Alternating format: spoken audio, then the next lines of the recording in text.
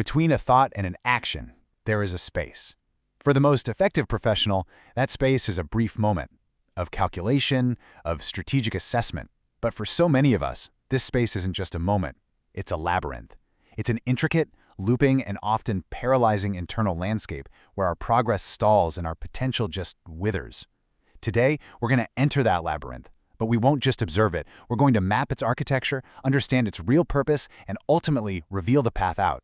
We are here to examine the architecture of overthinking, not as some simple character flaw, but as a complex professional challenge that can and must be overcome. And that really is the central question, isn't it? It sits at the very heart of what it means to be effective. Are you truly leveraging a profound intellect to achieve superior outcomes? Or are you, in that meticulous, endless pursuit of the perfect analysis, actually becoming the primary obstacle to your own progress? We're conditioned to praise the deep thinker, the one who considers every single angle. But we have to ask ourselves, at what point does that celebrated depth become a dungeon, a place where our best ideas aren't cultivated, but are instead indefinitely contained? So let's explore that internal experience itself. Before we can start diagnosing the causes or trying to quantify the costs, we first have to understand the feeling, the very texture of this particular kind of paralysis. It's a familiar state for many, a private battle that isn't fought on some grand stage, but in the silence of an office or in the late hours of the night when the world is asleep and the mind is not. It's that inescapable, self-perpetuating loop of indecision. You know exactly what this looks like, that blinking vertical line on a screen. It's a quiet, unforgiving metronome, just counting the seconds, then the minutes of your hesitation. You've already written the email. It was a perfectly clear, concise response. But then, the internal interrogation begins. Is the tone right? Could this specific phrase be misinterpreted by that particular stakeholder? Have I accounted for all the unstated political dynamics at play here? So you start to edit. You delete a crisp, clear sentence, and you replace it with a clause that's softened by caveats. You rephrase another to preempt a criticism that may never even come, and suddenly the original clarity is gone. It's lost in a convoluted paragraph that's designed to be bulletproof, but now says almost nothing at all. An hour goes by. The email is still in your drafts, and the cursor continues its steady, rhythmic pulse.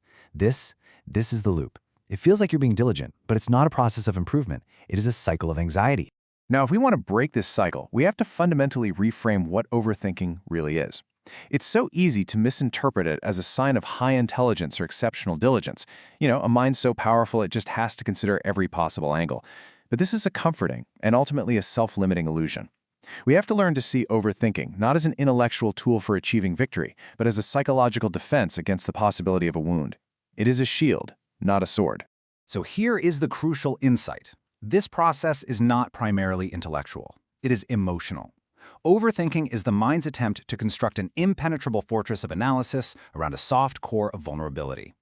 It's a sophisticated, and often subconscious, strategy to avoid the feeling of being exposed. Exposed to criticism, to judgment, to failure, to the simple and professionally terrifying uncertainty of taking a clear stance and being wrong. The endless analysis is not a search for the best answer. It's a delaying tactic against the emotional risk of choosing any answer. And these are the foundations of that fortress.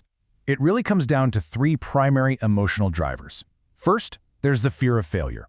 And this isn't just a pragmatic concern about a project not succeeding. It's a deeper, more personal fear of what that failure might say about you. The fear of being judged as incompetent, of losing status, of a professional indictment. Second, the desire for absolute control. The overthinker tries to mentally model and solve for every possible variable, every outcome, believing that if they can just think hard enough, they can neutralize all risk. It's a futile attempt to impose a perfect, sterile order on what is an inherently unpredictable and dynamic world. And finally, and perhaps most profoundly, an intolerance of uncertainty. In many professional settings, certainty gets rewarded and ambiguity is punished. Overthinking becomes this desperate search for a black and white, risk-free answer in situations where one simply doesn't exist, and that creates complete paralysis. All right, so we've explored the internal emotional why. Now let's examine the external behavioral how. These are the signature patterns, the small, almost unnoticeable habits where this grand strategy of overthinking plays out in our daily professional lives. These are the subtle, repeated moments of self-sabotage that we disguise, even to ourselves, as simple diligence and thoroughness. Ask yourself, do any of these feel familiar?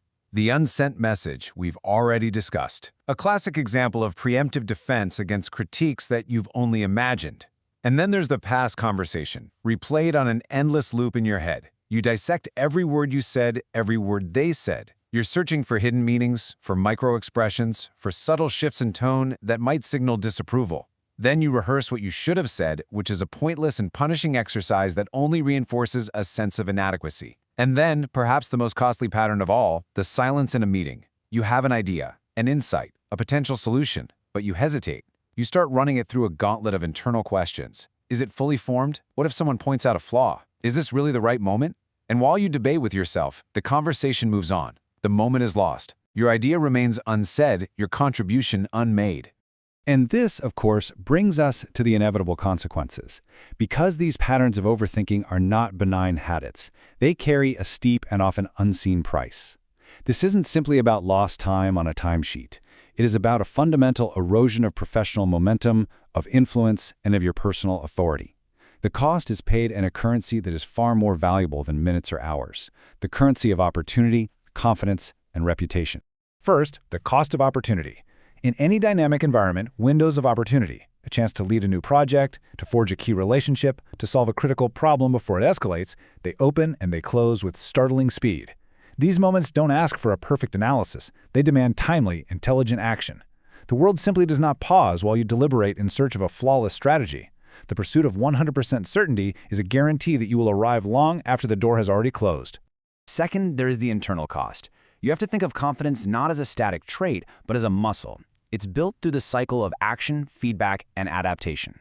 Every single time you choose prolonged deliberation over decisive action, you are implicitly telling yourself that your own judgment cannot be trusted with absolute proof.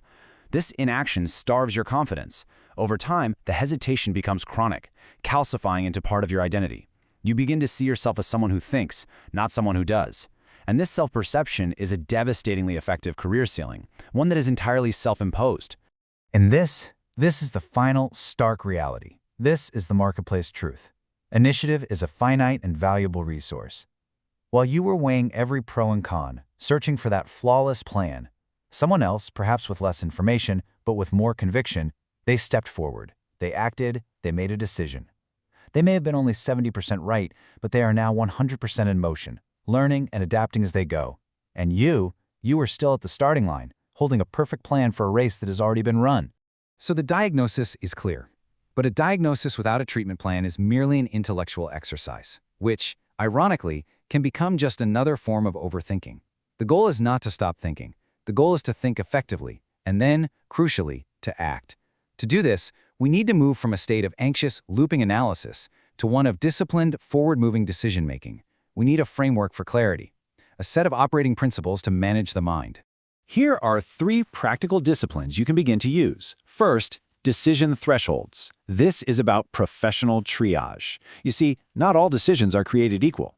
You must learn to distinguish between a one-way door, a major, irreversible strategic choice, and a two-way door, a decision that is easily corrected or reversed. Allocate your finite, deep analytical energy only to the one-way doors. For the vast majority, which are two-way doors, a quick, good enough decision is always superior. Second, time boxing. Parkinson's law famously states that work expands to fill the time allotted for its completion. The very same is true for deliberation. Give a decision a week, and it will take a week. Give it an hour, and you will force a conclusion. This is not about being rash. It's about imposing a healthy constraint that prevents endless looping. And third, the most important discipline of all, the 70% rule. Now, this rule is not a mathematical formula. It's a philosophy of action. It is the embodiment of professional maturity, the acceptance that uncertainty is a permanent and unavoidable condition of any meaningful work. It's having the courage to trust your judgment and your intuition to bridge that final 30% gap. The most effective leaders in any field, they don't possess some crystal ball that grants them certainty. They possess the discipline to act on incomplete data because they understand that momentum, velocity, and adaptability are far more powerful competitive advantages than delayed perfection. Committing to this rule is the single most effective antidote to analysis paralysis. So, we've traveled from that internal feeling of the blinking cursor all the way to a concrete framework for action. We have reframed overthinking from a misleading intellectual asset to what it really is, an emotional shield. We've counted the unseen costs in opportunity and confidence, and we've outlined the disciplines required for real change. And all of this brings us back full circle to where we began, to that space between a thought and an action. The blinking cursor will appear again. That moment of hesitation in a key meeting will arrive.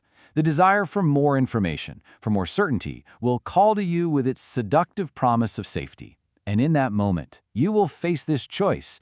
Will you retreat into the familiar, comfortable labyrinth of thought, or will you deploy your new framework, embrace the discipline of the 70% rule, and execute? The question is no longer about who you have been. The only question that matters now is who you will choose to be in that next critical moment, the thinker or the decisive professional who acts.